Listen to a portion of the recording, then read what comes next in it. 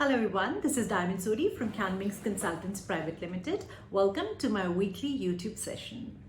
Although this session is about the differences between migration to Canada and Australia, I'm going to begin this session with a bit of news which I think you'll be very happy to hear. A lot of people were apprehending that probably the nominations are not going to open and probably offshore applicants are going to be devoid of any kind of nominations from Australia this year. So I'm happy to tell you that the state of South Australia, which is usually the first state to begin its round of nominations, has just made an announcement that they will be opening up their applications for nominations for subclass 190 and 491 in particular in the end of November. So those of you who are yet not through with their assessments or yet not through with the English proficiency tests, please hurry up, you've got some time. Now I'm going to talk about whether you should be migrating to Australia or Canada. Now this is a question I'm asked by a lot of people, and I've kind of noticed a trend. I've seen that by and large, people who've got their relatives living in Canada are the ones who actually prefer to migrate to Canada, whereas people who are professionals, probably do not have any kind of relatives abroad, are the ones who actually prefer to migrate to Australia. Irrespective of their reasons, I think both the countries are absolutely great countries to migrate to. The quality of life, the wages and compensation are very competitive, very comparative. However, you should also consider migrating or at least applying to both the countries if you're eligible. Later on, you can take a call on whether you want to migrate to Australia or Canada. So I'm going to give you a quick snapshot of what are the differences or for what kind of applicants Canada would be better and for what kind of applicants Australia would be better. So I've got these little cheat sheets with me. All right, so basically the Canadian immigration system is very similar to the Australian system. For example, in Canada, there is an express entry program in which skill level O, A and B applicants can apply. Similarly, in Australia, there's a subclass 189 visa in which the MLTSSL occupation exists. So as compared to Canada, the Australia occupation is comparatively more limited. And the visa class you're talking about is 190 for Australia. Now, particularly for those who are doctors, nurses, teachers, architects, dentists, physiotherapists and so on, I actually suggest that do consider Canada instead of Australia, because unlike Australia, Canada does not impose any licensing or registration requirements in order for you to migrate from here. Of course, once you go there and if you want to work there as a doctor or you want to work there as a nurse, you will have to meet their licensing and registration requirements. But for migration purposes, you're not required to clear any of those. Whereas for Australia, let's say if you're talking about a doctor who wants to migrate to Australia, now there are various kinds of doctors. I'm not talking about an Ayurvedic doctor, I'm talking basically about an MBBS or an MD doctor. So he will need to first of all get his registration done with the Australian Medical Council, AMC, and that typically involves clearing written examinations and clinical examinations. So this is something doctors and nurses do not have to do in Canada.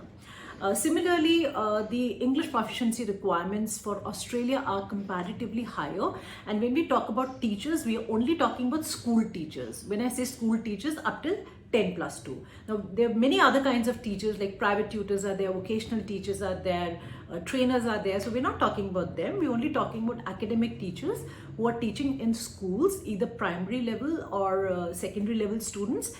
They need to have a BA, they need to have a score of 77, 88 on IELTS academics. So it's a little difficult for them. So they are the ones who should probably, prefer Canada over Australia.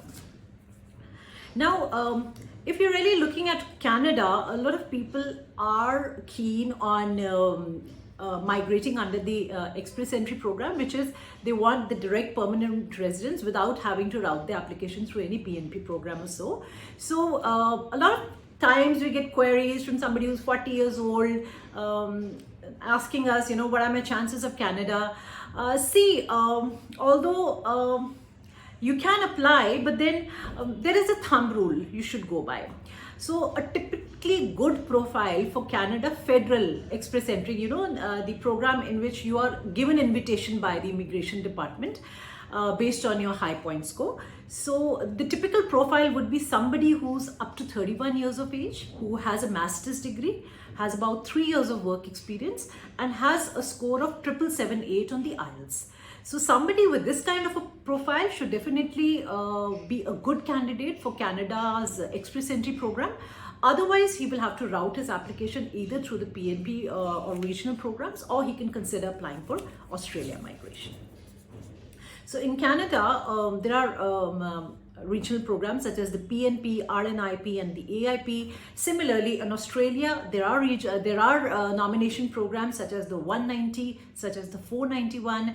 The 190 is a skilled nominated program. The 491 is a skilled provisional regional program. So for Australia, just to give you a gist, in contrast with Canada, I would say that a good profile can also include somebody who is less than 45 years of age, somebody who has 6 bands in each section, somebody who's able to get the nomination by fulfilling the criteria, and somebody who has taken either the OET or the PTE academic or the IELTS academic or general training or the TOEFL. All of these acceptable. And as compared to Canada's provincial programs, the Australia's regional sponsored programs have a much wider list. So there's a wider list of occupations, and there are better nomination opportunities in Australia as compared to the nominee programs in Canada.